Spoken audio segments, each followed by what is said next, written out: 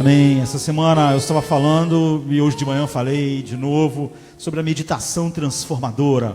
Quando você está com a palavra de Deus e você realmente é mudado, é muito diferente da maneira com que as pessoas têm usado a palavra de Deus. Aquilo que as pessoas acostumaram a chamar de leitura devocional é uma leitura inspirativa, não é uma leitura que nos dá ânimo e força. Então de manhã o cara vai lá e lê um trecho assim da Bíblia para se inspirar para o dia, para ganhar ânimo para o dia e força para o dia. Isso aí, quer dizer, é fazer a pior coisa que você pode fazer, você pegar a Bíblia e transformar ela num livro de autoajuda, versos inspiradores. Nós nunca vamos na Bíblia para achar isso, nós vamos na Bíblia para conhecer Deus. E eu estava então dizendo, e hoje de manhã eu falei a respeito disso, que sempre há 4 coisas, todas as vezes que eu abro a palavra de Deus, tanto para preparar um sermão, quanto para as minhas meditações diárias, que é 4 coisas, que é ensino, adoração, confissão e súplica. E eu disse que para ficar fácil, eu desde cedo guardei essas letras assim, E-A-C-S. Então, cada vez que eu estou na palavra, eu quero ensino, eu quero perguntar o que isso me ensina sobre Deus. É óbvio que quando nós aprendemos sobre Deus, aprendemos sobre nós. E então isso leva à adoração. Como eu posso adorar a Deus por causa disso? E só depois, então, eu percebo quais são as coisas em mim que não têm honrado essa verdade sobre Deus. Então, a confissão. Então, eu posso cobrir a minha vida de confissão verdadeira.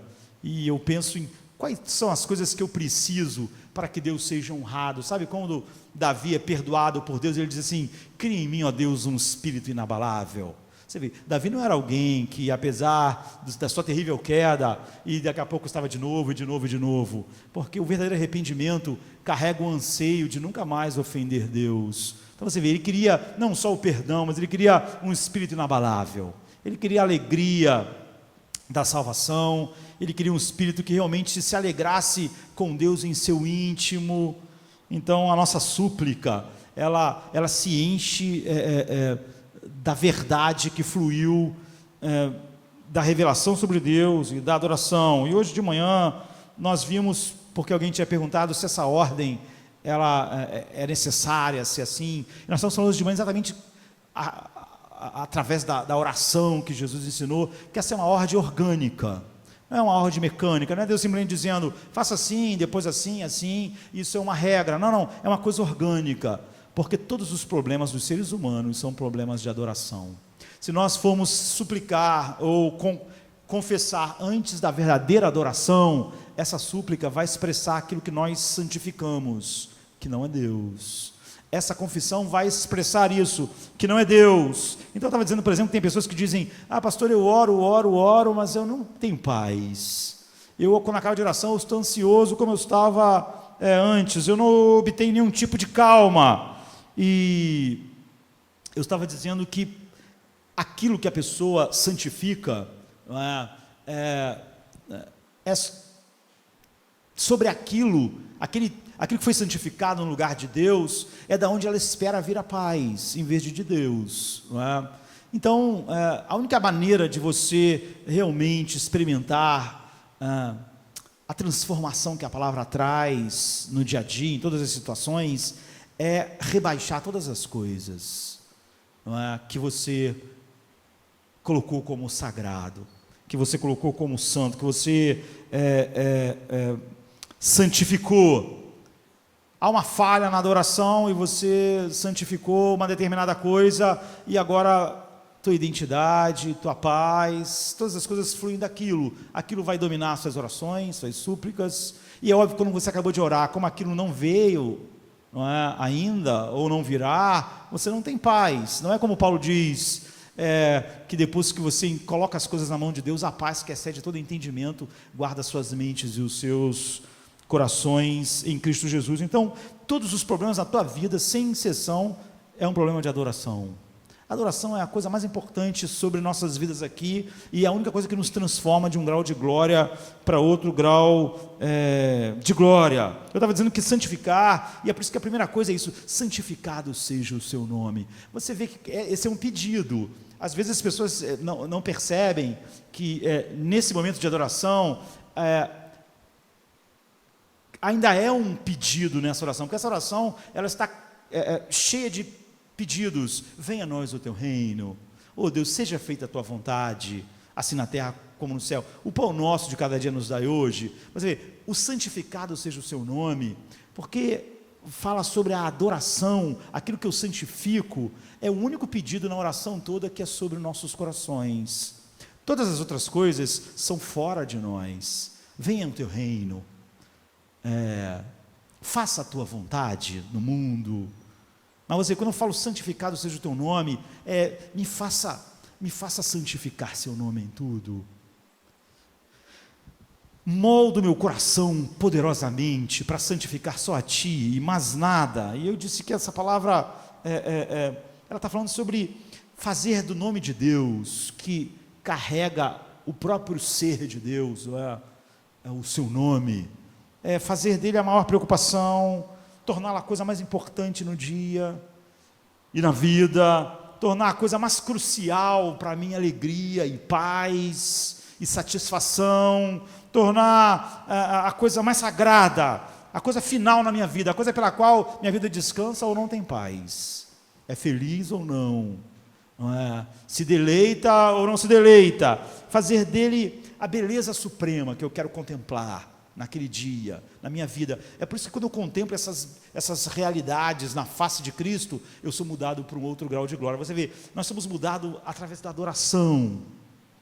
E todos os problemas na vida é uma falha na adoração, é fazer do nome de Deus, da sua glória, a finalidade suprema da vida. É isso que nós estamos pedindo, é santificar. E é por isso que nós usamos essa palavra que é tão única para isso. Mas você nunca vai ter nada dos resultados disso se você santifica outra coisa. Então você tem que rebaixar as outras coisas na sua vida, rebaixar, não fazer nenhuma delas sagrada, final, a finalidade, a razão. Então, enquanto o casamento, a carreira, as coisas forem, há uma falha na adoração. Todos os problemas na sua vida e o pecado e a inconstância e o não crescimento e a imaturidade, se você for traçar o caminho de volta, você vai encontrar uma falha na adoração, não é? E então eu falei hoje sobre essa importância vital da adoração, porque todo o resto é só para isso. Você vê que nessa oração de verdade, tudo que você está pedindo é isso. Ela podia, de certa forma, terminar aí: Pai nosso que estás nos céus, agora que eu vi a tua beleza, santificado seja o teu nome, que ele seja a coisa suprema, bela, a delícia da minha vida. O resto da oração é só por causa disso. Então eu continuo orando, venha a nós o teu reino. Para quê? Para que o teu nome seja santificado. Eu quero ver o seu nome sendo santificado em teu reino vindo, em tua vontade sendo feita. Pai, me dê o pão hoje para que eu em minha vida, em meu coração, santifique o teu nome. Perdoa os meus pecados, porque como eu poderia santificar o seu nome se o pecado não tivesse, eu não tivesse sido limpo da mácula que o pecado traz? Perdoa as nossas dívidas. Você vê, todas essas coisas são só por causa daquele primeiro pedido. Elas não têm nenhum sentido se não é para santificar o nome de Deus. Não me deixe cair em tentação hoje, livra-me do mal, para que teu nome seja santificado, porque senão não vai ser, Deus. Todo o resto da oração é só por causa daquele primeiro pedido, porque todas as falhas são falhas de adoração. Então, compreender a adoração é a coisa mais importante. Cada vez que eu estou com a palavra de Deus, eu não estou buscando um impulso positivo, uma inspiração positiva, uma energia, como as pessoas gostam de falar hoje, positiva para o dia. Ler a Bíblia assim é fazer da Bíblia um livro de autoajuda, como eu disse. Isso é debochar de Deus. Nós sempre vamos à palavra de Deus buscando Deus, ensino, para que haja adoração. Então depois isso domina a minha confissão e a minha súplica, e isso deve ser a realidade sempre que a gente abre a palavra de Deus. Nós queremos encontrar Deus, ver a beleza de Deus na face de Cristo. É por isso que em cada texto do Velho Testamento, que Todos eles apontam para Cristo. Nós queremos enxergar Deus na face de Cristo, em todos os lugares. Então, eu quero aprofundar essa coisa que é a mais importante desse EACS, que é a adoração, porque tudo é falha de adoração, quando Deus não está sendo honrado. Então, no Salmo 63, de 1 a 3, um salmo de Davi, não é? Diz assim: ó Deus, Tu és o meu Deus, eu Te busco intensamente, a minha alma tem sede de Ti, todo o meu ser ansia por Ti numa terra seca, exausta e sem água. Quero contemplar-Te no santuário e avistar o Teu poder e a Tua glória. O Teu amor é melhor do que a vida, por isso, ou a Tua benignidade, algumas versões, né? Mas aqui na minha, o Teu amor, mas nenhuma nem a outra é a melhor versão, tradução da palavra que Davi está usando. Por isso os meus lábios Te exaltarão, eu Te bendirei enquanto viver, e em Teu nome levantarei as minhas mãos. A minha alma ficará satisfeita, como de rico banquete, com lábios jubilosos, a minha boca Te louvará. Quando me deito, me lembro de Ti, penso em Ti durante a vigília da noite, porque Tu és a minha ajuda, canto de alegria à sombra das Tuas asas. A minha alma, Deus, se apega a Ti, e a Tua mão direita me sustém. Aqueles, porém, que querem matar-me serão destruídos, descerão às profundezas da terra, serão entregues à espada e devorados por chacais. Mas o rei se alegrará em Deus. Todos os que juram pelo nome de Deus o louvarão, mas as bocas dos mentirosos serão tapadas. Então você vê, isso é sobre aquilo que é mais importante, é sobre a adoração, a razão pela qual eu vou todos os dias à palavra de Deus, meditar a respeito dela. Você vê, se você faz isso, você pode passar muito tempo com a palavra de Deus, porque quando você lê um texto, pensar tudo que aquilo ensina a respeito de Deus, leva tempo, e depois pensar de todas as formas que Deus deve ser adorado por causa daquilo, leva tempo. Quando você chega na confissão e súplica, você tem todo um campo vasto para olhar para o seu coração e ver em que Deus não tem sido santificado na sua vida, naquilo que Deus revelou especificamente naquele texto, e então a súplica para que aquilo seja suprido. Então, louvor e adoração é um assunto mais profundo da nossa vida, já que todos os problemas são falhas na adoração. Agora, é muito difícil, né? Porque a nossa geração é uma geração superficial, e é muito difícil falar sobre as coisas profundas de Deus para uma geração superficial. Então, louvor e adoração talvez seja uma das coisas mais superficiais na nossa época, mas esse texto está falando sobre o poder do louvor, que é, na verdade, o que coloca todas as coisas no lugar certo, né? E como ele é dividido, e como você pode encontrar a chave que faz você realmente experimentar esse poder de transformação que vem através tão somente da adoração. Então esse é um salmo de Davi, e quando você lê os salmos em sua Bíblia, grande parte deles tem títulos. Nós meditamos há um mês, ou menos de um mês, sobre um salmo de Davi, que é o Salmo 3, falando sobre ansiedade e medo, não é? Como tratar de toda ansiedade, todo medo. Salmo 3 é um salmo de Davi. Ele também tem um título, e quando você vê o título deste salmo, que diz Salmo de Davi, quando ele estava no deserto de Judá. Então, nós não podemos entender, como nós vimos no Salmo 3, esse salmo, se nós não entendermos esse contexto, de onde Davi estava, o que estava acontecendo com ele, e você não pode compreender tudo sobre adoração e louvor sem perceber o contexto e você enxergar o poder disso na vida de Davi. Quando Davi foi para o deserto de Judá, o verso 9 nos dá uma dica. Ele está fugindo, aqueles que buscam a minha vida.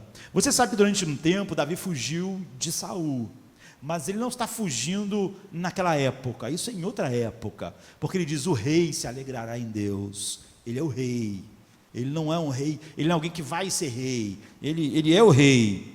Então, aqueles que buscam a minha vida, aqueles porém que querem me matar, serão destruídos, descerão às profundezas. Então ele é o rei, Então, qual foi a única vez que, como rei, Davi fugiu para o deserto para proteger a sua vida e o deserto de Judá? Quando o seu filho Absalão deu um golpe de estado, tomou o trono e queria matar seu pai. E com milhares de soldados caçou Davi e seus valentes, um grupo pequeno de pessoas, para matá-lo. E nós sabemos que Davi já tinha 60 anos, não era aquele menino que lutou contra Golias, nem era o guerreiro forte que lutou todas as batalhas. Ele era um homem de idade. E quando nós meditamos no Salmo 3, há um mês atrás, nós vimos que lá o título do Salmo diz: Salmo de Davi quando seu filho Absalão o perseguia. Ou seja, lá diz diretamente que foi quando Absalão estava atrás dele. E a Bíblia vai mostrar como Davi encontrou paz, não foi livre de toda ansiedade naquela circunstância. Aqui é a mesma época, é o mesmo fato. Esse salmo foi escrito por Davi na mesma época que o Salmo 3, lá falando sobre ansiedade, temores, aqui sobre adoração. Mas é o mesmo evento. O que nós vimos sobre aquele salmo é verdade sobre esse salvo. Ele é o rei, ele está correndo pela sua vida quando o seu filho está querendo matá-lo. Mas a gente sabe que não era só o filho de Davi, ele era o filho preferido de Davi, é o filho favorito. Os pais não deviam ter filhos favoritos, mas a Bíblia está cheia de história de pais que fazem isso, não é? É Isaac, é Davi, e como isso muitas das vezes distorceu a vida da família. Davi tinha o coração de maneira especial sobre Absalão. É esse filho que quer. Um filho querer matar um pai é horrível. Um pai tem que fugir porque o filho está caçando ele para assassiná-lo, é horrível.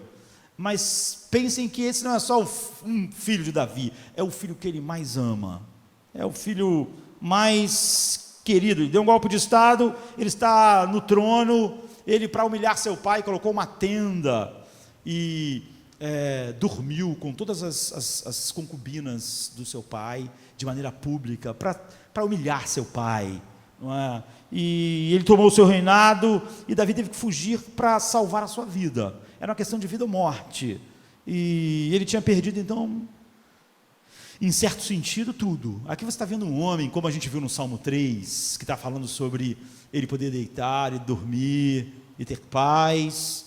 Aqui você está vendo um homem que perdeu a sua família, que é uma das coisas mais preciosas que o homem tem. Mas ele também perdeu o seu reino, e ele perdeu o seu povo, e agora ele está só com um grupo pequeno de homens valentes, mas que também não são garotos, como Davi não é mais, porque a maior parte deles são aqueles homens que procuraram Davi quando estava fugindo, e se juntaram com ele, e eram valentes de Davi, e essa é a situação que ele está. E se nós vamos entender algo sobre o sentido da adoração, como no Salmo 3, sobre a completa vitória sobre ansiedade, medo e depressão, você tem que entender isso. É horrível a situação de Davi, é uma tempestade perfeita, tudo deu errado junto, e se você pensar, é muito pior do que eu descrevi até aqui, porque nós sabemos que tudo isso está relacionado a fatos na vida de Davi. As raízes dessa situação, você tem que voltar anos atrás para ver onde as sementes do que está acontecendo foram lançadas. Elas foram lançadas quando o coração de Davi se encheu de luxúria por Betsabá, e ele teve um caso com ela, e ela tinha um marido. Nós conhecemos essa história quase que a exaustão. Davi foi perdoado. Davi escreveu o Salmo 51. Não há um texto mais profundo sobre arrependimento e restauração, mas apesar disso, o profeta Natã foi a ele e disse assim: sim, você está perdoado, mas nunca mais a espada vai se afastar da tua casa. A espada e o sangue vai sempre estar na sua família, por causa disso.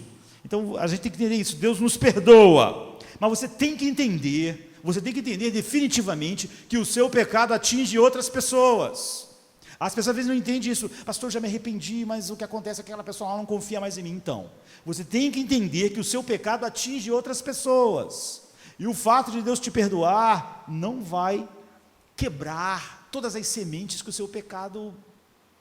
Sabe, Gemina, você foi um péssimo pai. Os seus filhos foram atingidos pelo seu pecado. Você pode ter se arrependido amargamente, mas os efeitos do seu pecado na vida deles não são cancelados na hora que você tem um verdadeiro arrependimento. E você humildemente vai ter que saber conviver com isso, porque você sabe que de alguma forma o seu pecado atingiu as pessoas de uma forma que aquilo ainda vai continuar se espalhando pela vida. Então, o que a Bíblia está dizendo é o seguinte, você permanentemente envenenou sua família, Davi, e não há como esse veneno ser tirado. Há uma semente de amargura na sua família, há uma semente de ciúme, há uma semente de desconfiança. Então, por causa disso, a espada nunca mais vai sair da sua casa. Você atingiu seus amigos com o seu pecado. No coração desses seus amigos, de alguns desses amigos, há semente de amargura, há semente de desconfiança a respeito de você. Elas estão lá, e elas vão estar lá. Então sempre pense nisso, o teu pecado não atinge só você, ele é contra Deus essencialmente, mas ele atinge as outras pessoas, ele atinge outros homens e mulheres. E quando você se arrepende profundamente, verdadeiramente, e é perdoado, você ainda vai ter que carregar o que a Bíblia chama de o opróbrio do pecado, que é as circunstâncias mais que acompanham o pecado. Se você não for honesto, se você não for íntegro, haverá desconfiança, não haverá confiança. É como o pecado atinge as pessoas, nosso pecado afeta as pessoas, lembre sempre disso.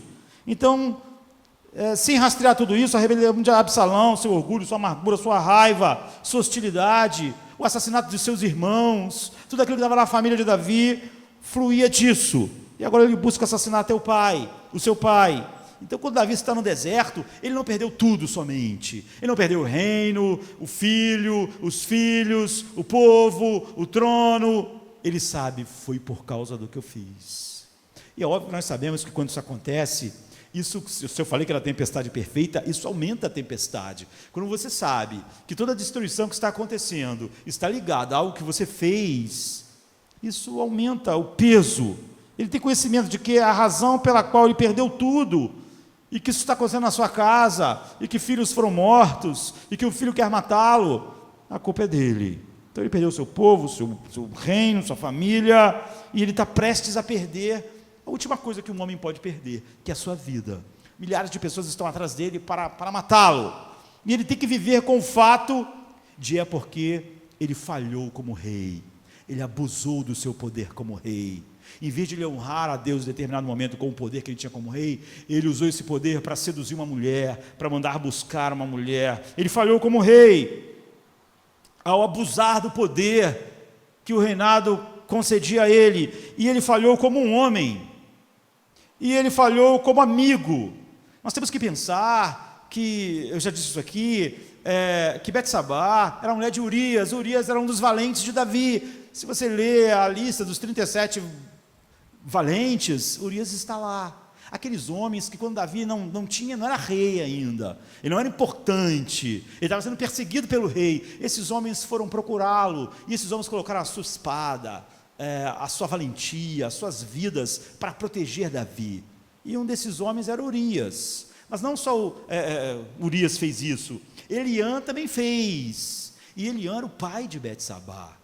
Então você vê, tanto o marido de Betsabá quanto o pai de Betsabá eram amigos íntimos de Davi, eram seus valentes, homens que arriscaram a vida e que faziam coisas como outros valentes, não foram os dois, mas quando, por exemplo, os filisteus estavam lá em Belém, sitiaram, tomaram Belém, encheram Belém de soldados e ninguém podia entrar em Belém. Davi certa vez falou assim: como eu queria tomar da água que está lá na fonte de Belém, lá no centro de Belém. Pô, ia ser tão bom beber daquela água. Os valentes dele ouviram aquilo e falaram: vamos lá buscar água para Davi.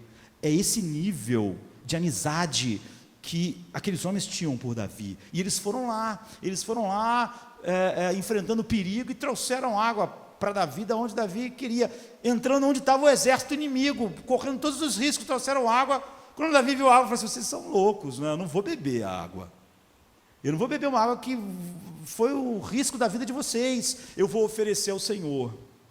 E ofereceu aquela água ao Senhor. Ninguém bebeu a água, ele derramou a água. Essa água ninguém vai beber.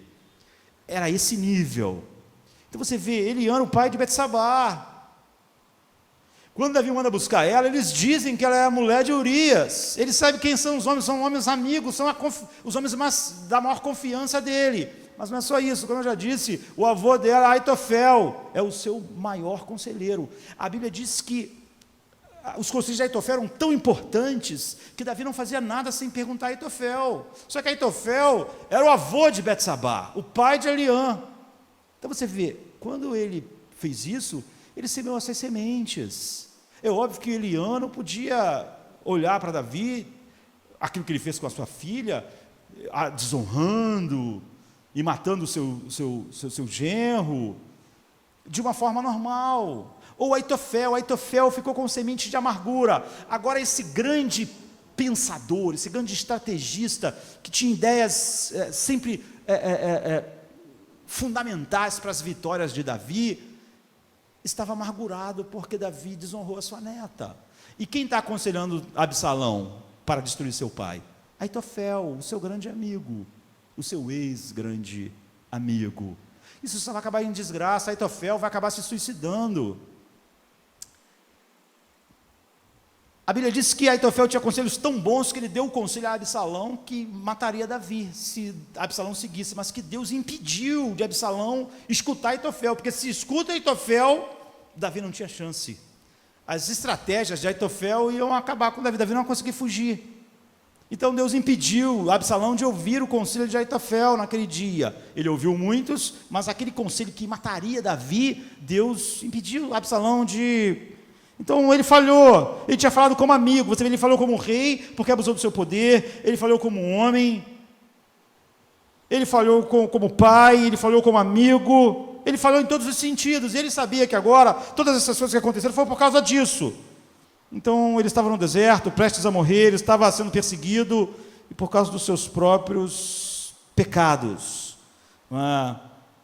Então a Bíblia diz, por exemplo, assim: disse mais Aitofel a Absalão: deixe-me escolher 12.000 homens, e me levantarei e perseguirei Davi esta noite ainda. Irei sobre ele, pois ele está cansado e frouxo de mãos. Ou seja, ele está velho, está cansado. É hoje.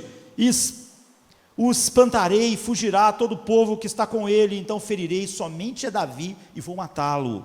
E farei tornar a ti todo o povo, pois o homem a quem tu buscas é como se tornasse todos. Assim todo o povo estará em paz. E esta palavra pareceu bem aos olhos de Absalão, aos olhos de todos os anciãos de Israel. Disse, porém, a Absalão: chamai agora também a Uzai, o arquita, e ouçamos também o que ele diz. E chegando Uzai a Absalão, lhe falou: não faça isso, não faça o que ele está dizendo.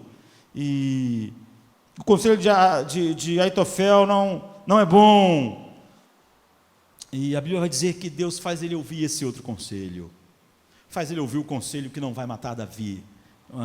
Você vê, Davi sabe disso. Então Davi perdeu tudo, está prestes a perder a morte. Ele sabe que todas essas coisas foram resultado das sementes que ele lançou um dia. Então, quando ele chega e começa quando ele está diante de Deus no Salmo 63, como a gente viu no Salmo 3, ele falando sobre medo, ansiedade, e como ele podia estar nessa situação sem nenhuma dessas coisas, e é um salmo tremendo, não é? Quando você lê e chega no versículo 11, e vê o significado dessa oração de Davi, é absolutamente surpreendente, porque quando ele chega no verso 11, ele não diz, mas eu me alegrarei em Deus, ele diz, mas o rei se alegrará em Deus. Salmo 63, 11. Então, Davi muitas vezes fala fala dele diretamente assim. Ele está fugindo, devastado, correndo, a culpa, mas você vê, ele sabe que ele ainda é o rei. Ele sabe que a identidade dele não vem da sua família, não vem do seu reino, não vem do povo. Ele sabe que da onde vem a sua identidade. Isso é uma pista para todo o Salmo. Não é? Ele reafirma a sua vocação, que um dia Deus fez na casa do seu pai. Então você vê, quando um homem falha em tudo, como Davi falhou, e está prestes a perder tudo, normalmente ele desmorona quando ele tem a sua identidade vinda das coisas que não é Deus. E quando ele sabe que ele é culpado, então mais ainda. Então, da onde ele tira essa confiança? Por que ele não é esmagado? Por que ele escreve o Salmo 3 e escreve esse Salmo? Ele não está definhando. Como a gente estudou no Salmo 3, ele não está deprimido. Ele não está sem paz. Ele está ansiando, ele está sedento. E apesar de parecer estar sendo esmagado de todas as formas, e essas circunstâncias, em vez de fazer Davi quebrar, faz Davi agir de uma maneira totalmente oposta. Como ele foi capaz? É a adoração. Como eu disse, sempre o que nos esmaga, sempre o que faz nossa vida não honrar a Deus, é uma falha na adoração. Então, Davi, nenhuma dessas coisas está controlando ele, porque ele está fazendo aquilo que nós vimos hoje: santificado seja o teu nome. Davi está de fato adorando, não há mais nada acontecendo com ele, exceto que ele vai até o santuário, que ele está diante de Deus. Ele diz que ele tem fome de Deus, ele quer ver o poder de Deus, ele quer ver a glória de Deus. Então ele começa a experimentar o poder e a glória de Deus, e a beleza de Deus, que é santificar o nome de Deus. E ele não diz: me dê proteção, me livra de Absalão, me faz... Não. Você vê que as petições e a sua confissão, elas fluem da visão que ele tem de Deus, que gerou a verdadeira adoração nele. Então elas vão ser sempre corretas. Então ele sabe quem ele sabe que tem o perdão de Deus, apesar das sementes do seu pecado se espalhar e atingir as pessoas, estarem agora voltando para ele dessa forma. E se a adoração faz Davi saber lidar com essa situação, ver a beleza de Deus, ser transformado no meio dela e ter paz, como nós vimos estudando o Salmo 3, então você vê quando a adoração está no lugar, todo o resto, não importa se a tempestade é perfeita como você tem aqui, você vai estar bem, vai estar tudo bem. E é assim que nós somos transformados de um grau de glória para outro grau de glória, em todas as situações. Então, pregando sobre um outro salmo, que fala sobre que há delícias perpetuamente, a mão direita de Deus, eu disse que o nosso corpo físico, ele tem uma entrada do sabor, da delícia, que é a nossa língua, o céu da boca, que é o palato, ou as papilas gustativas da nossa língua. É assim que a gente sente a doçura do mundo físico, não é? E no nosso coração também tem, na nossa alma, não é? No nosso ser interior, também tem papilas gustativas, e elas demonstram o que é a beleza da nossa vida, o que nós estamos santificando.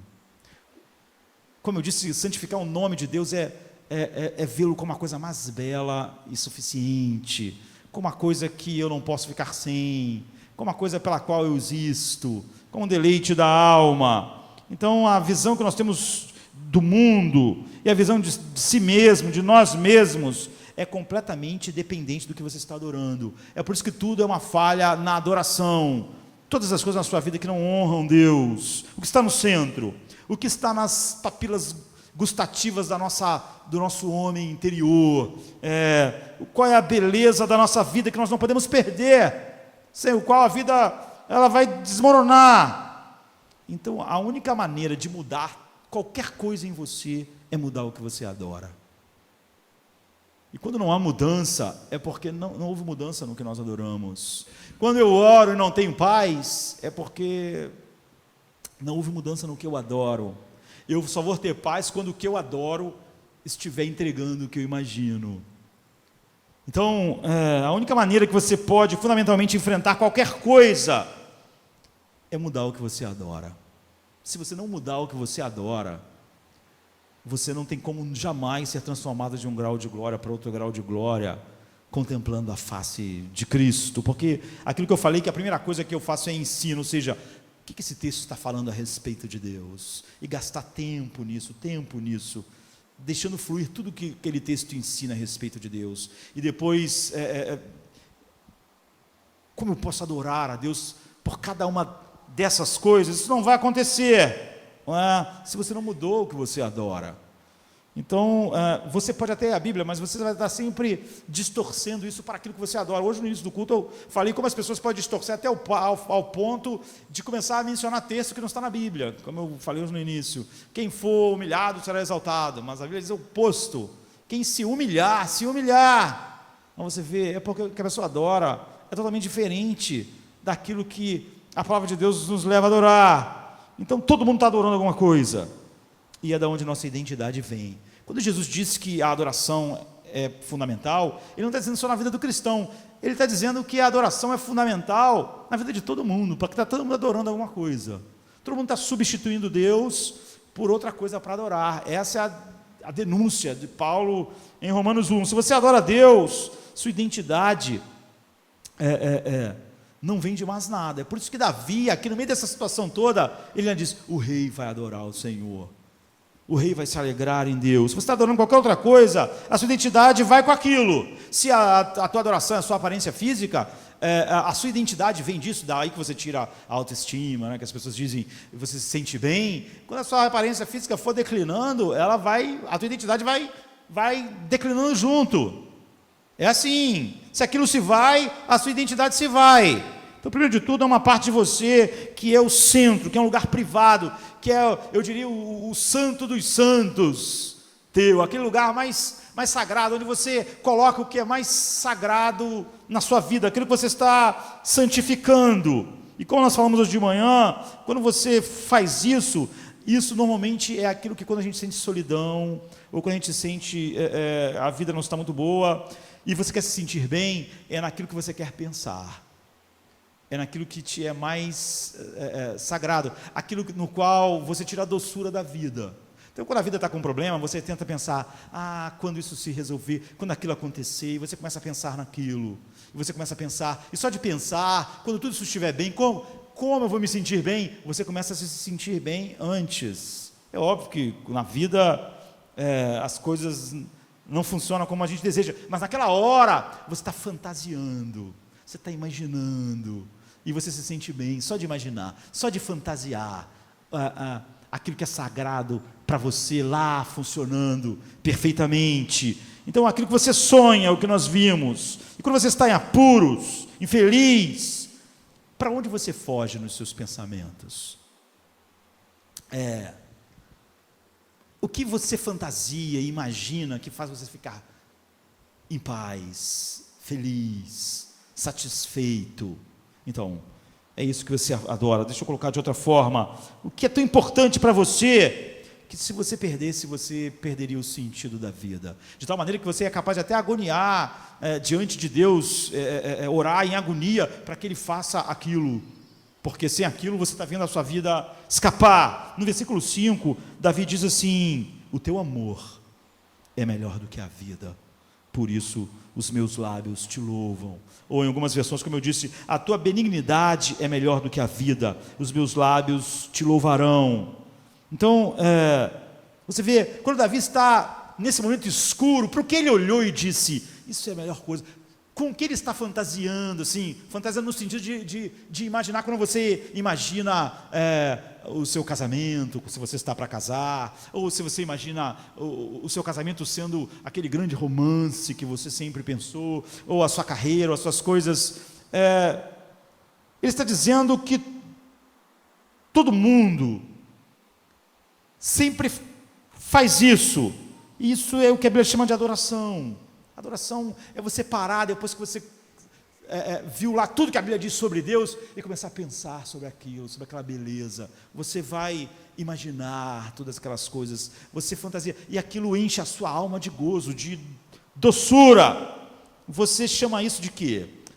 Algumas pessoas chamam de sonhar acordado. O que o cara está fazendo? Ele está sonhando acordado, está pensando nas coisas que vão ser maravilhosas, então ele fica ali sonhando acordado. Isso é adoração. Sonhar acordado é adoração. Quando você está sonhando acordado, você está adorando. Você está dizendo, se isso for assim, se isso acontecer assim, eu vou ser tão feliz, eu vou ser tão completo, vai ser tão maravilhoso. Isso é adoração.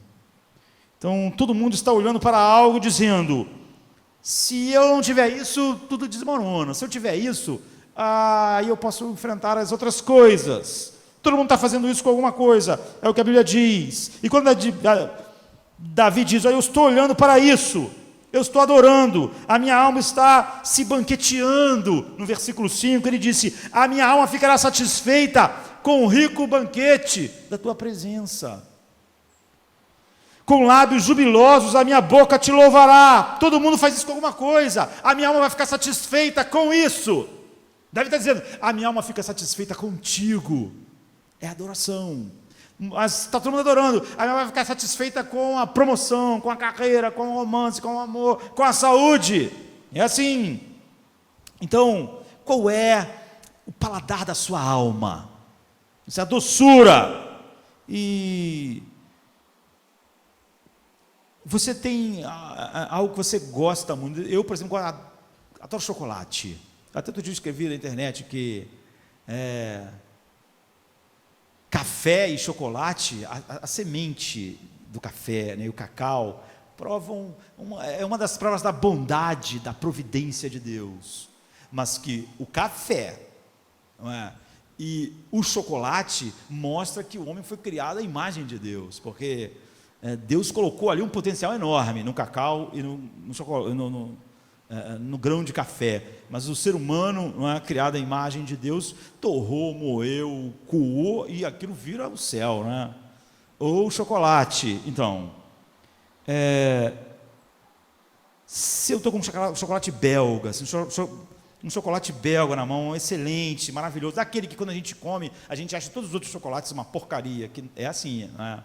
Até você comer chocolates bons, você acha que gosta de chocolate. Só para você descobrir um dia que você não gostava de chocolate ainda, mas que agora você realmente gosta. Então, você pega um chocolate belga.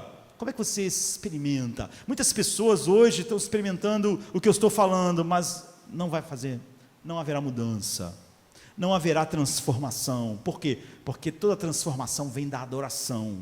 Mas não vai haver adoração. Porque se você pegar o chocolate belga e colocar na cabeça, o seu corpo, ele tem uma capacidade de sentir muito grande. Então, se eu colocar uma barra de chocolate na minha cabeça, eu sinto. Lógico que eu sinto. Tem um troço na minha cabeça. Eu sinto o chocolate ali na minha cabeça. Mas você vê, é um sentir muito, muito frágil, né, tal, na cabeça. Há partes do nosso corpo que são mais sensíveis. Se você colocar na mão, ainda mais se você tirar o papel, aí você sente que tem granulado, esse chocolate tem granulado, esse chocolate é assim, você já sente mais, você já sabe mais sobre o chocolate do que você sabia com ele na sua cabeça. Mas, se você colocar o chocolate na língua, aí o que você tem? Você tem a doçura do chocolate, você tem o prazer imenso do chocolate. Muitas pessoas, tudo que elas conhecem de Deus, é assim, é o chocolate na cabeça, o chocolate na mão, elas sabem coisas sobre Deus, mas não é a doçura da alma, não é adoração, não é santificado seja o seu nome, não é aquilo que enche a alma de sabor, porque o que está nesse lugar, o cara vai saber a respeito de Deus, vai ouvir sobre Deus, vai cantar sobre Deus, mas Deus está na mão ali, não está no órgão sensitivo da alma, naquela parte da alma que se delicia, que pode tirar daquilo todo o seu sabor. Lá está o seu casamento, lá está a sua vida, a sua saúde, o seu dinheiro, lá está o que o mundo coloca. Não está a mesma coisa.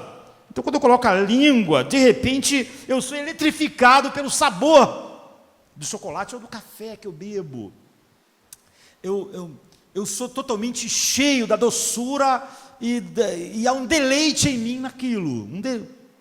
Deleite. Eu não posso me deleitar muito no chocolate que engorda. Mas eu posso me deleitar num café com adoçante. Então eu bebo café. Outro dia eu estava dizendo que eu bebo café na hora de dormir, assim. Às vezes eu vou dormir 3 horas da manhã, bebo café. 2 xícaras de café expresso. A pessoa fala, como você dorme? E como eu ia dormir sem tomar café? Ia ser horrível. Então eu prefiro tomar o café, e eu certamente vou dormir, mas eu gosto mais de café do que de dormir. Então eu tomo café na hora de dormir. Então, a língua é o único lugar meu que pode se apossar da gostosura que o café é. Se eu jogar ele na minha cabeça, eu vou sentir o café? Lógico, você vai queimar a minha cabeça. Vai me queimar, sabe? Para muitas pessoas é assim, a verdade de Deus causa problemas, não está no lugar certo, lá está outra coisa, não há adoração. Outras partes do meu corpo, elas têm um sentido, elas podem sentir, mas elas não podem tirar a doçura. Se é assim que você se relaciona com Deus, você não adora. É por isso que todos os problemas na vida é problema de adoração. Então Deus não é a doçura, não é a delícia.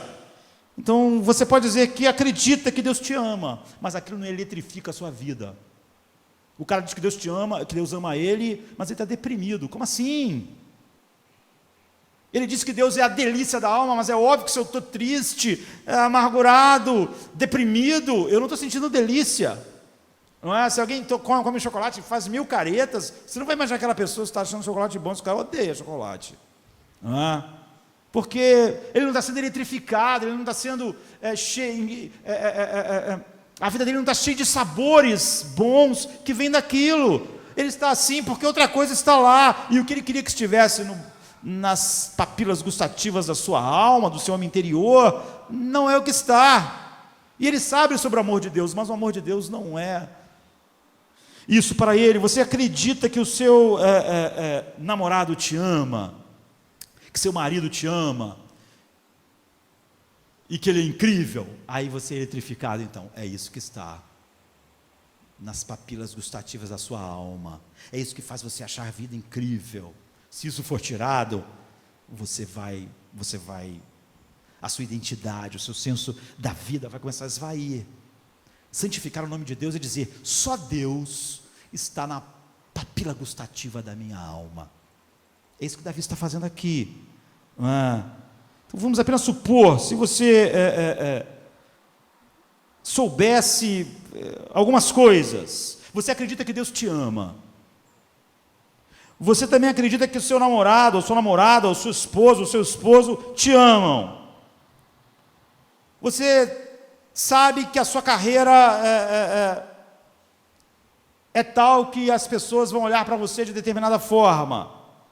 E você sente que seus pais sentem orgulho de você. Vamos supor que alguém tem essas 4 coisas juntas. Nem sempre as pessoas têm, eu acho que quase ninguém tem todas as coisas juntas. Mas imagine que você tenha. Você tem que se perguntar, qual delas está na papila gustativa da minha alma? O que dessas coisas está trazendo a doçura para a minha vida? Você tem que perguntar isso, porque senão você nunca, como eu disse, a gente vive numa geração, superficial, e nós somos obrigados a falar sobre as coisas profundas de Deus, como a adoração. Então, qual deles está na língua da sua alma? Qual deles é o centro do aparelho de adoração que todo ser humano tem? O que está lá? Qual deles está desenhando a doçura, e que se sair de você, a doçura vai escapar, vai embora? Qual deles você está olhando para que você tenha valor, significado? Algo está na língua da alma de todo mundo. De todo mundo. A questão é saber o que. Só uma coisa deve estar, e está na língua da alma de alguém, se ele adora a Deus. É Deus. Então algo é o centro da sua personalidade, algo a sua alma está saboreando, e se eu não tiver isso, eu vou me encher de ansiedade, eu vou me encher de medo, eu vou me encher de falta de senso de identidade, de senso de realização. O que é isso? Isso é sobre santificado seja o seu nome. Isso é o que eu estou santificando. Isso é o que eu estou dizendo, isso aqui é supremo, é sagrado. Isso está no santo dos santos do meu coração. Então, essa é a raiz da sua personalidade. É o coração da sua identidade. É quem você é. É o que você adora. Você tem que ser honesto. Não é? Davi, ele diz, eu sou o rei, mas ele não tem família, ele não tem coroa, ele não tem nada. Então, às vezes esses exemplos são dolorosos, porque faz a gente realmente ter que olhar para dentro de nós com sinceridade. Não é? Imagina se você está num relacionamento com alguém sério, para casar, e essa pessoa vem e diz, olha, eu pensei bem, eu não te amo, eu não quero passar o resto da vida com você. Isso é difícil, isso é horrível. Não é? Ou um marido que diga isso a uma esposa, a esposa para o esposo. Então haverá choro, haverá tristeza, não é? E há pessoas que são devastadas por essas coisas, devastadas. O tempo passa e aquilo para sempre leva uma amargura para lá, e você foi rejeitado, aquilo foi errado. E qual é o principal problema? Porque o homem não sabe lidar com alguma dessas coisas que muitas das vezes, infelizmente, acontecem em nossas vidas. Eu vou dizer qual é o principal problema, não é? Pode ser o teu relacionamento com o seu cônjuge, com o noivo, com os seus pais, enfim, qualquer tipo de relacionamento. E o problema sempre é o mesmo. Não é? Você acredita que Deus te ama, você fala sobre isso, você fala sobre a cruz, mas quando alguém te rejeitou, o seu noivo, o seu cônjuge, o seu pai, ou seu filho, como Davi está experimentando aqui, não é? Você não tem uma doçura na sua alma que faça com que isso não seja mais do que algo na vida e não algo sagrado na vida. Então você vê, Paulo diz que em 1 Coríntios 4:13, Paulo, que era aquele homem orgulhoso, se orgulhava dos seus títulos, da sua posição. Ele disse, eu sou considerado hoje o lixo do mundo. Então você vê na língua da alma de Paulo está Cristo. Ele não está amargo, ele pode lidar do mundo, achar que ele é um lixo, sem isso devastar a identidade dele, quem ele era. Se você quiser, você pode pensar nisso em termos psicológicos. Então a razão final é quando o amor de Deus não te consolar, não te mudar, não te capacitar, é porque o seu amor está sobre outra coisa, não é? Ou o respeito de alguém, ou o sucesso em algum campo da vida é mais importante para você. É isso que você adora, isso é adoração, é isso que você está santificando. É por isso que a Bíblia diz que o Filho de Deus, quando perde alguém, era sobre esse assunto que Paulo estava dizendo, a morte de alguém que você ama, ele nunca sofre como quem não tem esperança, porque a perda de alguém não traz amargura para a alma, apesar de trazer tristeza, mas há uma doçura na alma que está na língua da alma, está no santo dos santos do coração. E é o que Davi está dizendo, o teu amor é melhor do que a vida, é melhor do que filhos, é melhor do que reino, é melhor do que respeito. O teu amor é melhor do que tudo. Davi está dizendo, o que está na língua da minha alma é o teu amor. Eu me sinto eletrificado, eu me sinto energizado, eu sinto a delícia do teu amor. É por isso que lá no Salmo 3 ele diz, eu não temerei, eu vou deitar, eu vou dormir, milhares querem me matar, mas eu tenho paz. Aqui ele está dizendo, está falando sobre o poder da adoração, ou seja, você vai chupar a doçura de algo, além da graça do amor de Deus, se Deus não está lá, mas Quando o seu coração, a boca do seu coração, a língua do seu coração, a papila gustativa do seu coração está em Deus, você vai estar sempre fantasiando sobre a beleza do seu amor, sempre imaginando o seu amor, e você vai chegar a uma conclusão, o que Davi está dizendo, Davi está pensando sobre tudo, ele chega a uma conclusão: o teu amor é melhor do que a vida. Não há nada que eu perdi que tira a doçura, o gozo do coração. Você vê, Davi adora a Deus, só isso muda.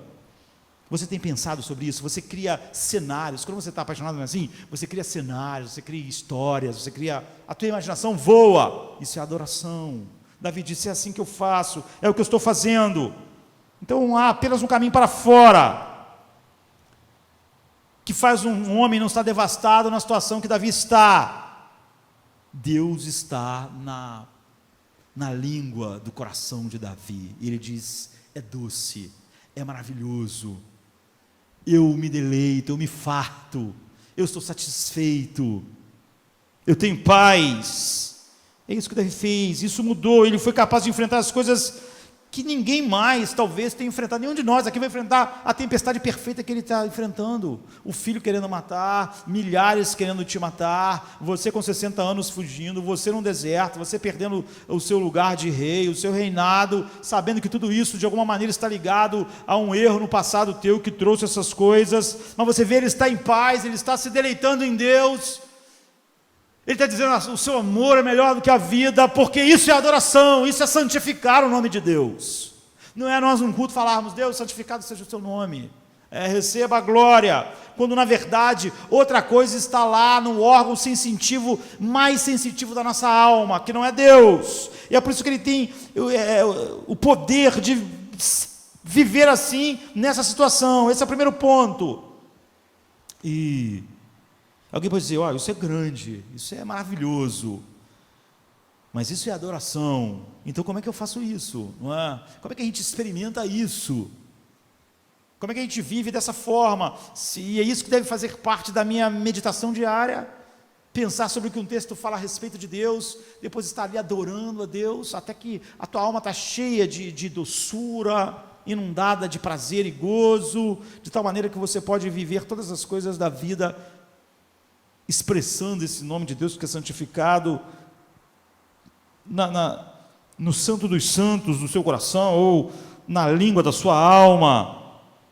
Então, você pode dizer assim: pastor, adorar assim é muito difícil. Você não está prestando atenção. Você acha difícil, mas é o que você está fazendo. Só que você está fazendo com coisas que não é Deus. Você está achando que isso é difícil porque eu estou colocando Deus no lugar. Mas você fez isso a vida inteira, sonhando e se deleitando com algo, se fantasiando sobre algo, e isso te enchia de esperança. Enquanto você não estava ameaçado, você estava bem.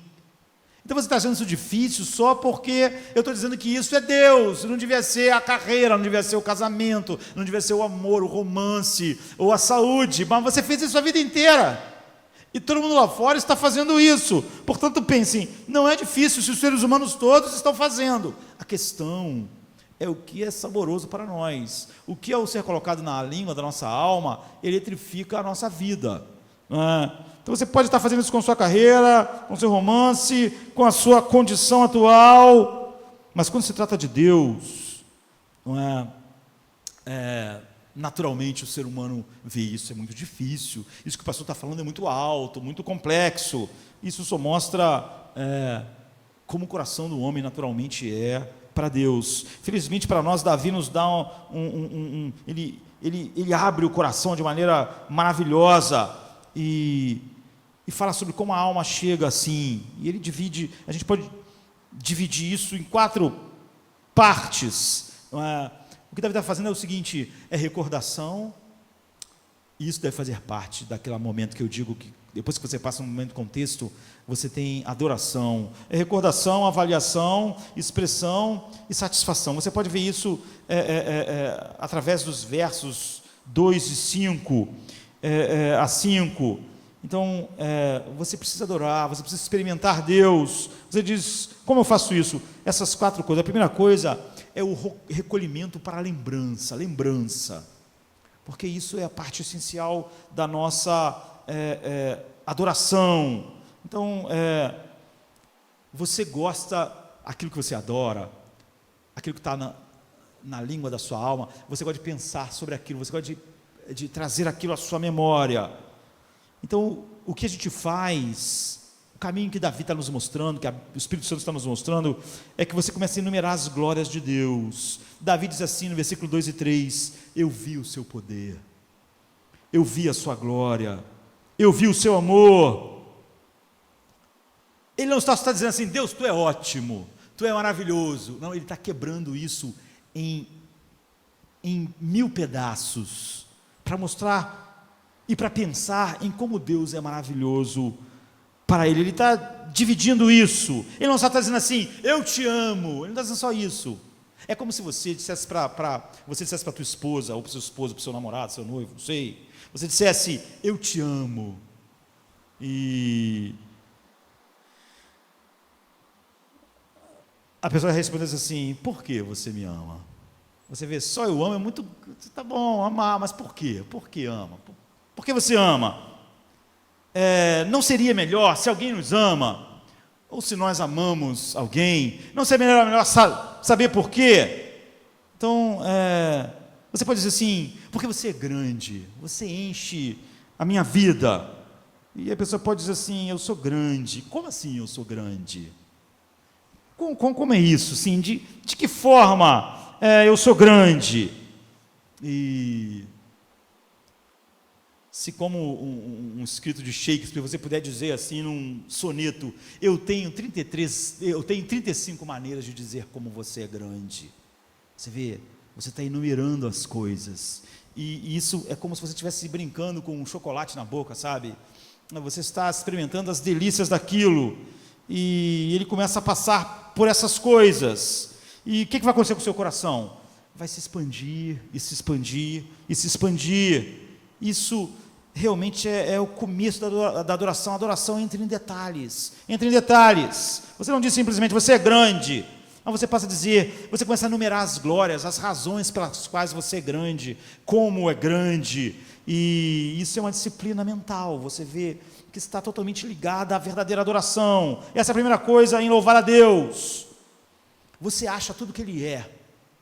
E você começa a enumerar todas essas coisas. É o que Davi está dizendo. Você começa a falar isso de formas específicas e achar formas específicas de expressar isso. Você não simplesmente diz que está amando Deus. Você começa a decompor esse amor de todas as formas que isso enche a sua alma.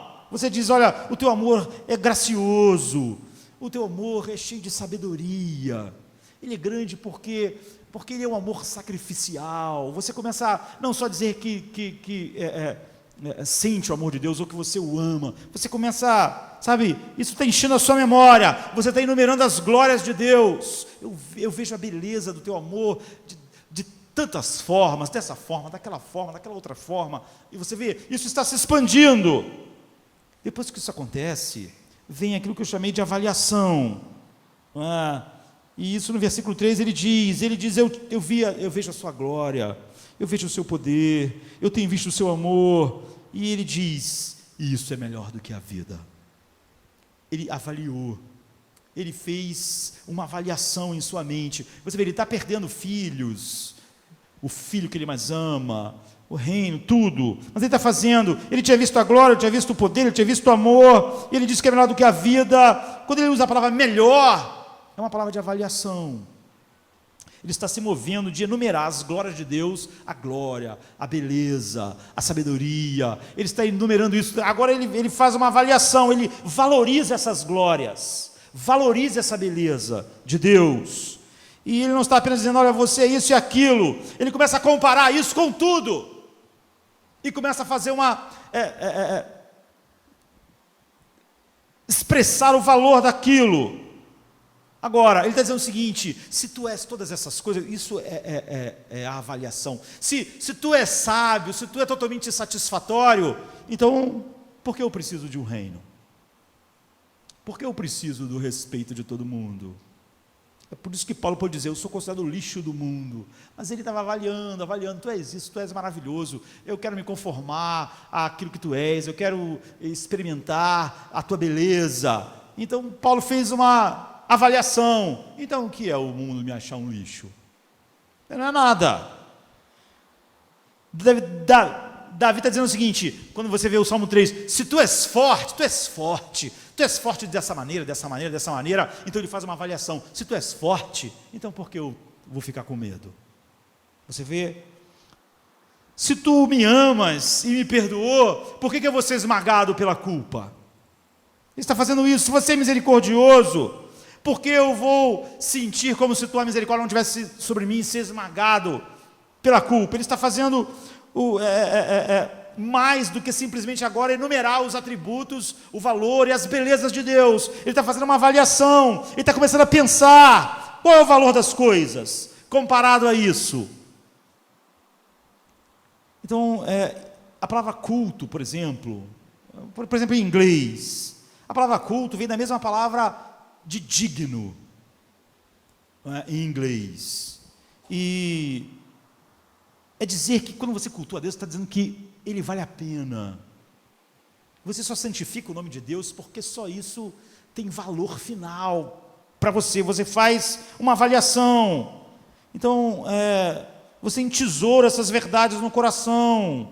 A Bíblia diz assim, por exemplo, sobre aquilo que significa uma coisa valiosa para nós em Lucas 2,19, Maria, porém, guardava todas essas coisas e sobre elas refletia no coração. É isso que Davi estava dizendo, isso aqui é adoração. Ou então Jó 23:12 diz, não me afastei dos teus mandamentos, dos teus lábios, dei mais valor à tua palavra, a palavra da sua boca, do que o meu pão de cada dia. Jó disse que olhou para a palavra de Deus, pensou sobre ela, deixou ela encher o seu coração, aí depois olhou para o pão e chegou à conclusão, eu dou mais valor a isso. Ou seja, ele deu um valor, ele avaliou. Não só agora ele está enumerando a beleza de Deus, mas quando ele está avaliando aquilo em relação às outras coisas. Então o que significa ser um tesouro? É aquilo presente que tem um valor final na sua vida. Então, é por isso que os salmos estão sempre chegando à conclusão. Quando você diz, Deus é uma coisa, mas não chega à avaliação, você não está adorando. Os salmos sempre chegam a isso. A Bíblia diz assim, Deus é a fortaleza da minha vida. Então ele pensa, então de quem eu vou ter medo? Agora, Deus é a fortaleza da minha vida, eu estou morrendo de medo de todo mundo, é óbvio que aquilo não está no palato da sua alma. Você não está adorando a Deus quando enumerou o fato dele ser uma fortaleza, porque você continua com medo. Você não fez a avaliação, ou na verdade você fez, e viu que ele não é uma fortaleza tão grande, você não se sente protegido, então você ainda está com medo, está ansioso. Mas os salmos não são assim, diz, Deus é a fortaleza da minha vida, a quem temerei? Você vê, ele fez uma avaliação, olhou para Deus como fortaleza, e olhou para as coisas, e chegou à conclusão, o que eu vou ter medo agora? Não vou ter mais medo. Veja, adoração não apenas diz, você é forte, isso não é adoração. Adoração diz, você é forte. Então ela diz, se você é forte, por que eu estarei com medo? Você diz, todas as coisas Deus cooperam para o meu bem, em adoração. Então por que eu vou ficar apavorado diante disso? Isso é adoração, você faz avaliação, se você é sábio. Se você é totalmente sábio, você diz, Deus, tu és sábio, a tua mente, tu és soberano, tu planejaste todas as coisas. Se isso é verdade, então por que você está insatisfeito como a sua vida está indo? Então eu não vou ficar insatisfeito. Por isso que Paulo diz, eu aprendi a estar contente. Porque está dizendo, Deus é sábio, então ele não pode estar fazendo nada errado. Minha vida não pode estar indo para a direção errada. É isso que Davi está experimentando, sabe? Então imagine que você tem um filho e você ganhou da tua avó um vaso. A vovó morreu, aí a tua mãe diz, a vovó deixou um vaso aqui para você com uns troços pintados. Vou botar um quarto do meu filho. E a criança passa para lá, corre para lá, até que chega alguém na sua casa um dia e diz assim, que vaso é esse? Você diz, sei lá, a minha avó tinha esse vaso, eu até achei ele meio brega, mas a minha avó morreu, deixou esse vaso para mim. Não, isso aí é da dinastia Ming. Esse vaso aí deve valer uns 5 milhões de dólares. O que você faz? Você deixa no quarto do seu filho? Meu Deus do céu, não deixa a criança chegar mais perto, não é? Pega o vaso, bota o vaso no cofre, ele é um tesouro, não é? Por quê? Porque ele foi avaliado. Davi está dizendo que ele avaliou e disse, o teu amor, Deus, é melhor do que a vida. Isso está no cofre do meu coração, está na língua da minha alma. Isso está guardado. Então você está indo agora para guardar o vaso, não deixar seu filho chegar mais perto do vaso, porque ele foi avaliado e você viu que aquilo é a coisa mais preciosa que tem na sua casa. Você não pode perder, não pode quebrar. Então a segunda coisa que o louvor faz depois de enumerar: eu te amo, como me ama? Eu te amo de 35 maneiras, eu amo a ti por isso, por aquilo outro. Você vê, você enumera, é o que Davi fez. Depois você avalia. Então a segunda coisa é isso, você valoriza, você dá um valor àquilo e compara com tudo e chega a essa conclusão de Davi: o teu amor é melhor do que a vida. Então nada no mundo. Quando ele fala a vida, ele está falando tudo que compõe a vida. O que compõe a vida? Filhos, esposa, reino, povo, tudo. Então você vai dizer, se isso é verdade sobre Deus, como eu deveria estar vivendo? Isso muda como você vive, como você avalia o vaso, isso muda como você vai agir com o vaso, é isso. O que isso faz para mim, o que isso significa, quem eu sou por causa disso, o que isso quer dizer sobre os meus sentimentos. Eu estou vivendo de acordo com esse tesouro. Você vai começar a agir com aquele vaso de outra forma, com cuidado, com luva. Como isso aqui é da dinastia Ming, isso aqui tem centenas de anos, isso aqui é valioso, é um tesouro, é o teu tesouro. Agora, você vai se perguntar: eu estou vivendo de acordo com o tesouro que Deus é, o amor de Deus? Então essa é a segunda parte do louvor. Você tem que enumerar, depois você tem que atribuir valor. E aquilo, então, você começa a chegar com conclusões. Deus é a fortaleza da minha vida, de quem eu terei medo? É isso que Davi está fazendo. Em terceiro lugar, você começa a expressar, a declarar essas glórias. No versículo 4, Davi diz: em teu nome eu levantarei as minhas mãos. No 5 ele diz: com os meus lábios eu cantarei os teus louvores. Ou em outra versão: eu te bendirei enquanto viver, e em teu nome levantarei as minhas mãos. A minha alma ficará satisfeita com um rico banquete, com lábios jubilosos, a minha boca te levantará. Então você vê, ele agora está expressando isso. Isso que nós fizemos no culto aqui, devia ser só essa expressão, essa terceira expressão. Nós levantamos as mãos, nós cantamos com nossos lábios, mas se aqueles outros passos não aconteceram, não é adoração, não gera mudança. Davi está dizendo aquilo que ele faz, expressando essa adoração quando ele está só e quando ele estava com o povo de Deus. Ele levantava as mãos, ele cantava louvores, e isso é algo extremamente importante na nossa adoração. Nós não podemos demorar mais, mas há um livro do C.S. Lewis maravilhoso, chamado Reflexões sobre os Salmos. Reflexões sobre os Salmos. Ele diz, C.S. Lewis era ateu, ele diz que quando ele se converteu, uma das coisas que ele sentia vergonha, ele não sabia muito como explicar às pessoas, ele mesmo se sentia desconfortável, era por que Deus fica dizendo: me adore, me louve, cante, levante as mãos para mim. C.S. Lewis disse que isso incomodava ele, porque ele disse assim: a gente não gosta de estar com alguém que diga assim: olha, não pense muito sobre você, pense sobre mim. Você pensa, poxa, por que essa pessoa precisa disso? Por que ela quer isso? Ou então a pessoa diz assim para você: você não me acha grande? Você não me acha maravilhoso? Você começa a pensar: esse cara é chato, hein? Só que esse cara se acha, essa pessoa se acha. Por que ele quer que eu fique falando isso? Por que ele quer isso? Então C.S. Lewis disse que isso incomodava ele. Não é? Alguém dizer para você assim: esqueça você, pense em mim. E C.S. Lewis diz assim: isso é ridículo. Alguém que faz isso é ridículo. Pessoas assim são ridículas. Então, ele disse, depois que começou a ler os Salmos, e textos como esse do Salmo 63, ele diz: o fato mais óbvio sobre a adoração tinha escapado de mim, sobre o louvor. Eu pensei que os elogios e o louvor era um desejo de aprovação, e eu não tinha percebido que o gozo sempre transborda espontaneamente em louvor. Então, ele disse: eu percebi que amantes naturalmente elogiam. Eu te amo, você é linda. Amo seu cabelo, essas coisas. E os leitores normalmente elogiam os livros que leram. Esse livro aqui é ótimo. puxa vida, eu já li ele 3 vezes, e você elogia uma paisagem que você viu, da última viagem, e ele diz, aqui estava o meu grande erro, nós nos deleitamos em elogiar o que nós gostamos, não porque o louvor se limita a expressar isso, mas ele completa o seu prazer quando nós expressamos. Então, ele diz, não é que quando o amante elogia o outro, ele está simplesmente expressando a sua alegria, o seu gozo, mas é que quando ele expressa, esse gozo se completa, esse gozo aumenta.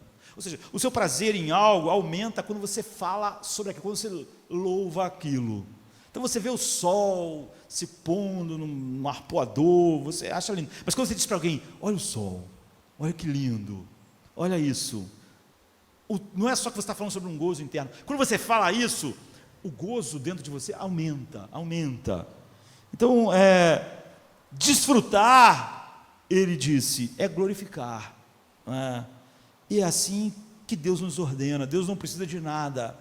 E quando eu falo santificar o nome de Deus, não é torná-lo de santo. Você vê, é algo declarativo.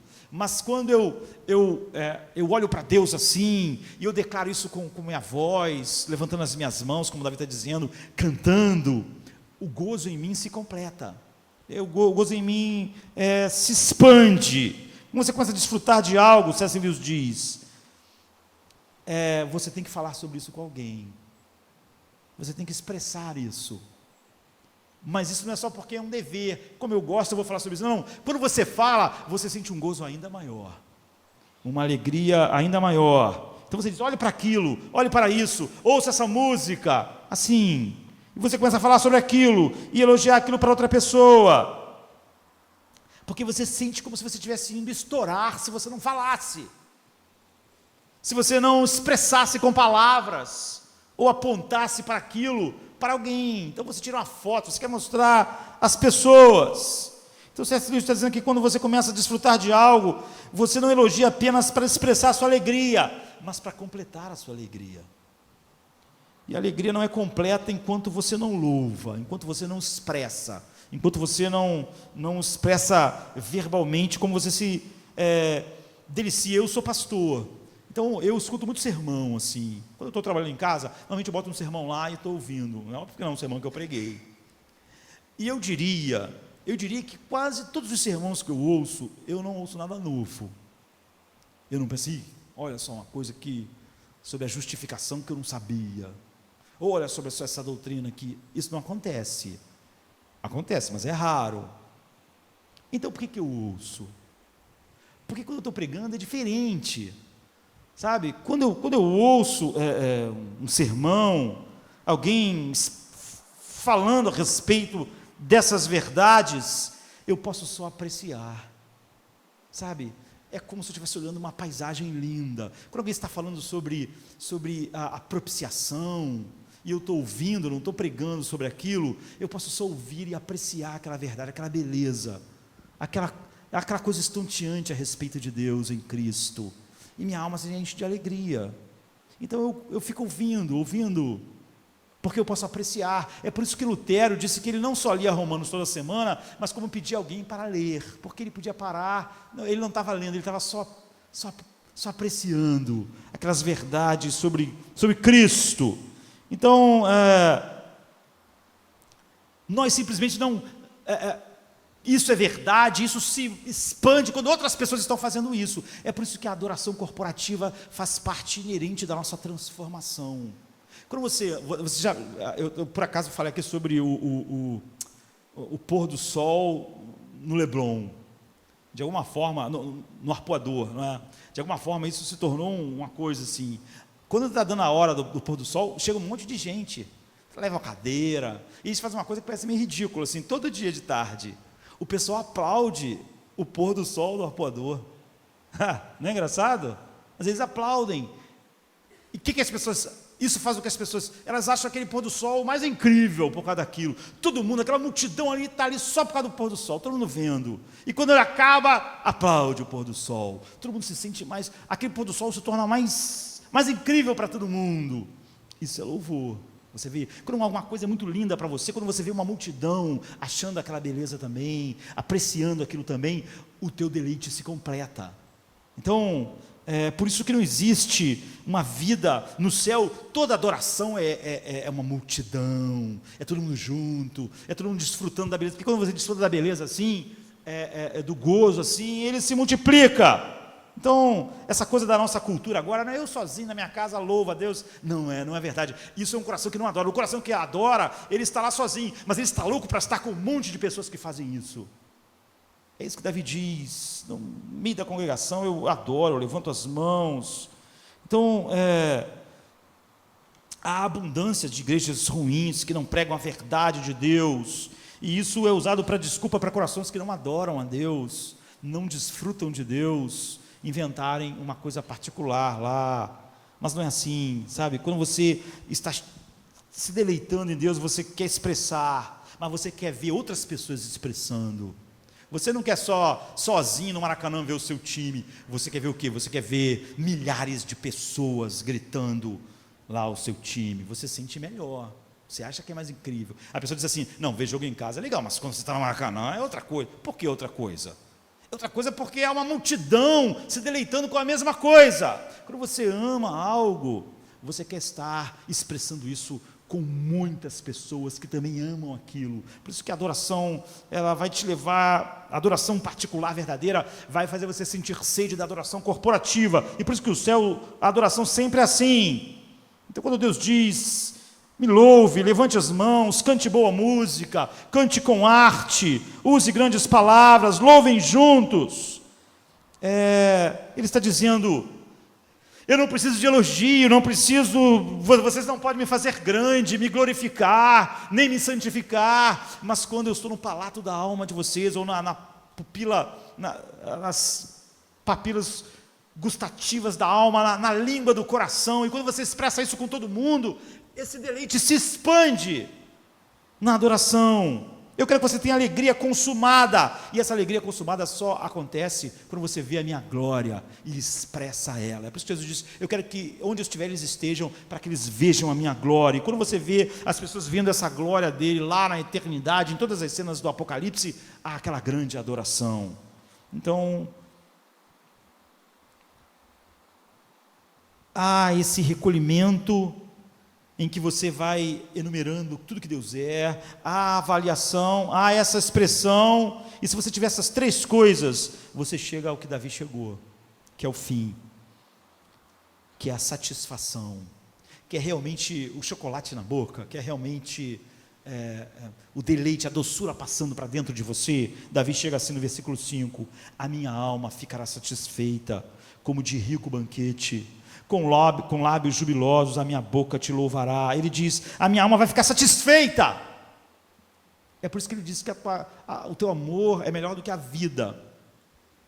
Ele está satisfeito. Se você está satisfeito, você não está deprimido, não é? Você não está amargurado, porque você fez uma avaliação. Ele fez a avaliação, o teu amor é maior que a vida, é melhor. Então,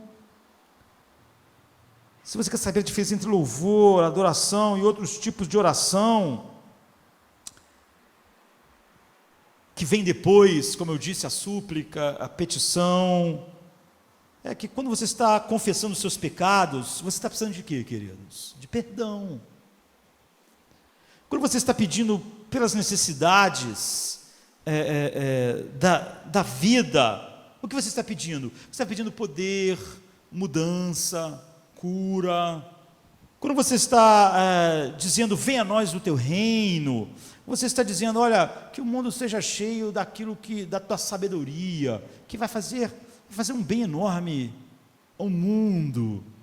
Mas quando você diz, santificado seja o seu nome, quando você está adorando, o que você está pedindo a Deus?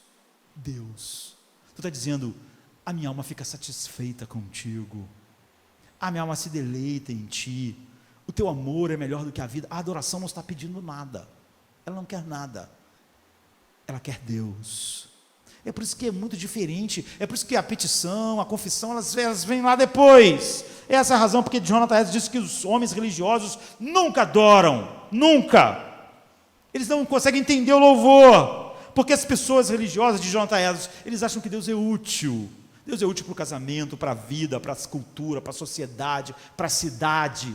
Eles não acham Deus lindo. Eles não acham Deus maravilhoso. Eles nunca vão dizer que Deus é melhor do que a vida. Eles acham que Deus pode ajeitar a vida, ajustar a vida dele e das outras pessoas. Então, um homem religioso diz, Jonathan Edwards, ok, eles te procuram e dizem, pastor, o que eu preciso fazer para o meu casamento melhorar? O que eu preciso fazer para a minha vida ficar boa? O que eu preciso fazer para meus filhos terem jeito? Você vê, eles acham que Deus é útil. E se eu falar, tem que fazer isso, de jejum, e orar, e vai ter uma corrente, e vai ter 7 semanas de oração, eu vou fazer isso, vou fazer essas coisas. Ele quer coisas, não há adoração.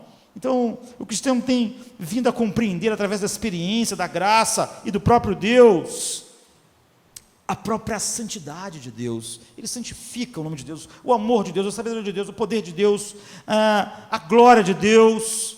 Então, ele tem sede de Deus.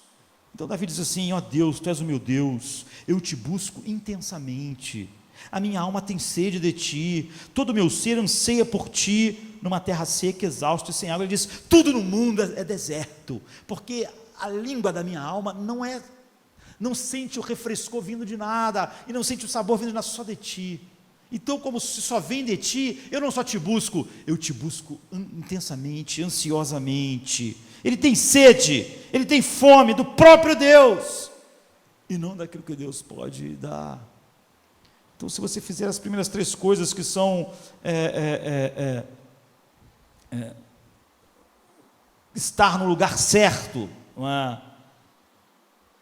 Da mesma maneira que eu disse que a meditação deve obedecer aquele EACS, aqui você tem recordação, avaliação, expressão.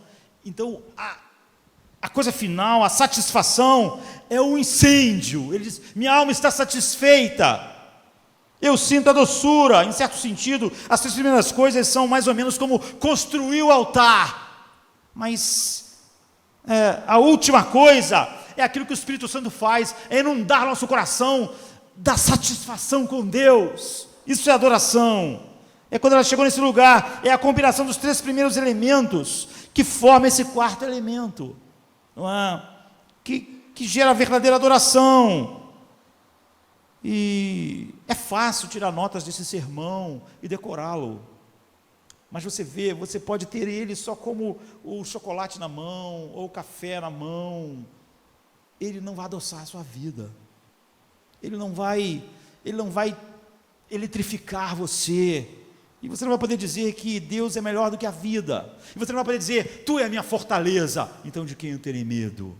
Tu é a minha alegria, então eu não viverei deprimido. Então, eu vou começar a louvar a Deus, eu vou começar a gastar tempo em louvor a Ele. É por isso que eu vou à palavra todo dia. Eu não vou lá buscando autoajuda, uma energia, uma frase bonita para me dar inspiração para o dia. Eu vou lá buscar essa visão de Deus. E você pode achar, o que acontece? Quando você descobre que de alguma forma você não está desfrutando Deus assim, então você tem confissão, você tem petição verdadeira. Quando a gente ora e diz, santificado seja o seu nome, você está pedindo a Deus, é um pedido, e todos os outros pedidos, como eu disse, são só um eco disso, só um resultado. Eu quero, Deus, que o teu reino venha como resultado do teu nome estar sendo santificado, e para que o teu nome seja santificado, todo o resto flui disso. É aquilo que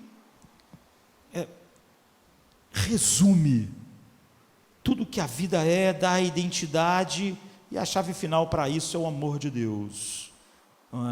Davi, ele vai enumerando as coisas, mas o que fez ele chegar a esse ponto? Ele fala, o teu amor é melhor do que a vida, a tua benignidade, algumas versões, mas na verdade, a palavra nenhuma dessas palavras quer dizer.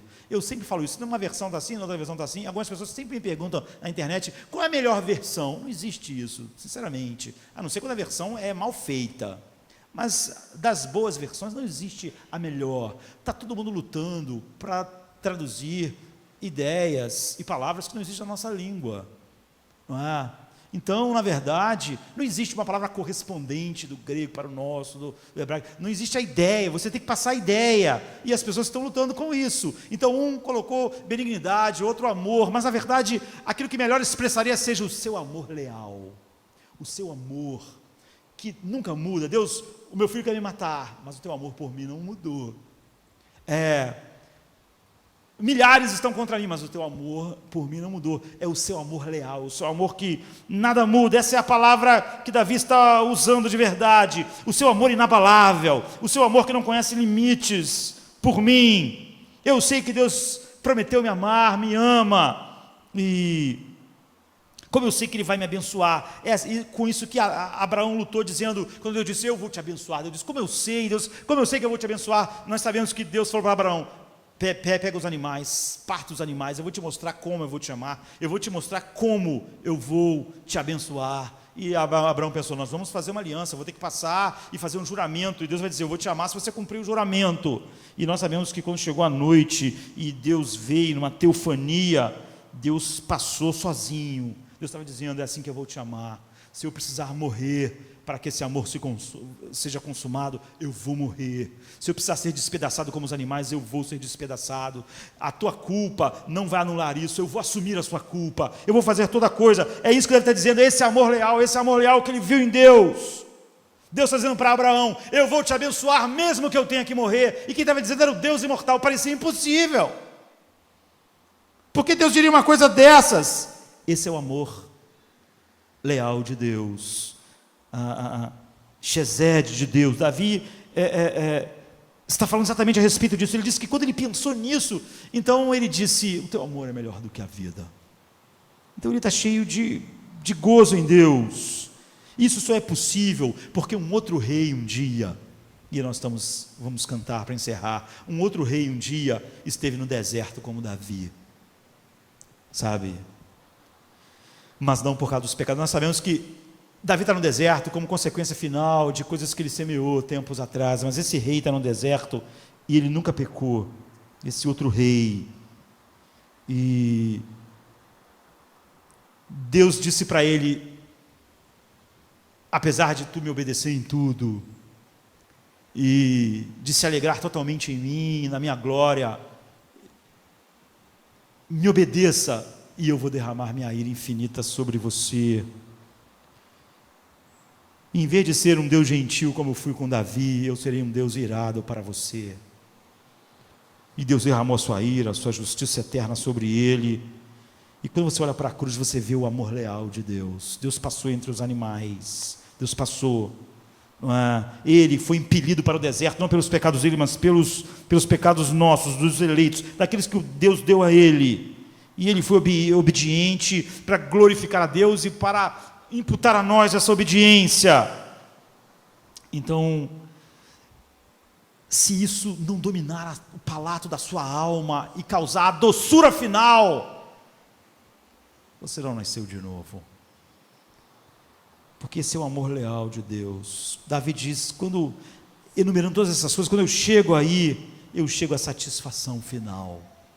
E eu olho para todas as coisas agora. Eu olho para o meu filho que me odeia e quer me matar. Nós sabemos que o filho dele vai acabar sendo morto. As coisas não vão ficar bonitas nessa história, no sentido que tudo vai se resolver e vai acabar com um abraço entre Davi e Absalão. O filho dele vai ser assassinado por causa do que está acontecendo. Haverá dor na sua família, como a Bíblia disse que haveria. Mas Davi não estava brincando quando disse, o teu amor leal é melhor do que a vida. É melhor que meus filhos, é melhor que o reino, é melhor que todas as coisas. Então você vê recordação, avaliação, expressão e só então satisfação. Adoração de verdade, que é aquele ensino, adoração e só depois confissão e súplica, ou súplica e confissão. Ó Deus, tu és o meu Deus, eu te busco intensamente. A minha alma tem sede de ti, e todo o meu ser ansia por ti, numa terra seca, exausta e sem água. Eu quero te contemplar no santuário e avistar o teu poder e a tua glória. O teu amor é melhor do que a vida, por isso os meus lábios te exaltarão. Eu te bendirei enquanto viver, e em teu nome eu vou levantar minhas mãos. A minha alma vai ficar satisfeita do rico banquete com lábios jubilosos a minha boca te louvará. Quando eu me deito, eu fico lembrando de ti, penso em ti durante as vigílias da noite, porque tu és a minha ajuda, canto de alegria à sombra das suas asas. A minha alma se apega a ti, e a tua mão direita é a minha força. Aqueles, porém, que querem matar-me serão destruídos, descerão às profundezas da terra, serão entregues à espada e devorados por chacais. Mas o rei vai se alegrar em seu Deus. Todos os que juram pelo nome do Senhor te louvarão, mas as bocas enganosas serão tapadas. Adoração. Isso é santificado seja o seu nome. Vamos ficar de pé. Só há mudança quando há verdadeira adoração. Todos os problemas na sua vida são um problema de adoração.